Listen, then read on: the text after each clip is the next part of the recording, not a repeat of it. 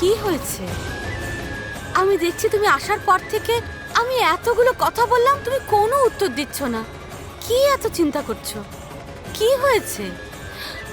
দেখো, তুমি না বললে আমি কি করে জানবো? ভাষা পুরো উল্টে যাচ্ছে অলকা। গিরিশ তো আমাকে এইভাবে ধোকা দেবে, আমি তো কল্পনাই করতে পারছি না। কি হয়েছে? বিজনেসে কিছু প্রবলেম হয়েছে নাকি? এতদিন দাদা আমাকে অন্ধকারে রেখে দিয়েছিল। আমি তো ঘুমিয়েছিলাম যে গিরিশ দা ওই নাগমণিকে বিক্রি করে দিয়েছে। হ্যাঁ তো, সে তো ওটা বিক্রি করে দিয়েছিল, আর সে টাকা দিয়েই সে এত বড়লোক হয়েছে। এই, খুলে বলো না কি হয়েছে? আমাকে বলবে না?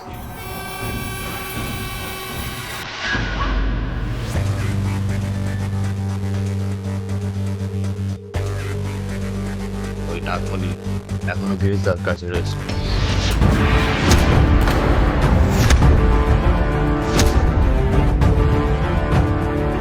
হ্যাঁ অলকা, তুমি জিজ্ঞেস করছিলে না আমি কোথায় গেছিলাম?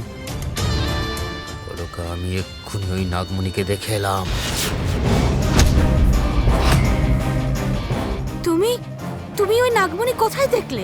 উপরে যে পাহাড়টা, তার ভেতরে একটা গুহা আছে, আর সেই গুহার ভেতরে গিরিশ দা সেই নাগমণিকে লুকিয়ে রেখেছে।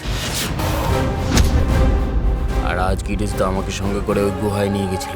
আমি নিজের চোখে সেই নাগমণি দেখে এসেছি অলকা। আমি আজ অবধি ভেবেছিলাম যে সেই নাগমণিকে বিক্রি করে এত ধন সম্পত্তি পেয়েছে বলে। আর সেই জন্যই তো এই সম্পত্তি ভাগ পাওয়ার জন্য গিরিশ দার সব কথায় হ্যাঁতে হ্যাঁ মিলিয়ে গেছি, ওকে সম্মতি দিয়েছিলাম। কিন্তু অলকা, আসল সম্পত্তি আছে ওই গুহার ভেতরে।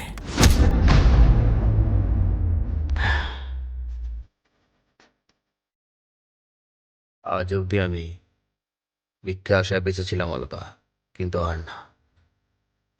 না, যে করেই হোক ওই নাগমণিকে আমি হাসিল করবই। আমি তো এতদিন ধরে ভাবছিলাম যে গিরিশদা খুব ভালো লোক, আমি বিশ্বাসও করেছিলাম, কিন্তু আমি ভাবিনি যে সে এত বড় বিশ্বাসঘাতক হবে। তাহলে সেই নাগমণির ওপর দাদার যতটা অধিকার, তোমারও ততটাই অধিকার। সেই কথাটাই, সেই জন্যই আমি চাইছি নাগমণিকে যেমন করেই হোক হাসিল করব, আর ওকে আমি সেখানেই পাঠিয়ে দেবো যেখানে তার থাকার কথা।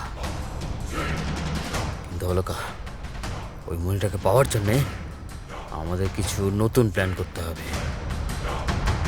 আমি জানি যে মণিটা কোথায় আছে, কোন পাহাড়ে আছে, কোথায় আছে। আমি খালি সুযোগ বুঝে ওই মণিটাকে হাসিল করবই। গিরিশদা বলেছিল ওই মণিটার যা শক্তি আছে তাকে সে হাসিল করবে বলে, কিন্তু সেই শক্তি হাসিল করব আমি, আর হয়ে যাব এই পৃথিবীর সবথেকে শক্তিশালী মানুষটা। কিন্তু গিরিশ দাদা যদি আমাদের উদ্দেশ্য জেনে যায় তাহলে কি হবে? অলকা, আমরা এখানে থাকলে তো সে জানবে, আর কোনো অসুবিধা হবে? সে জানার আগে আমরা এখান থেকে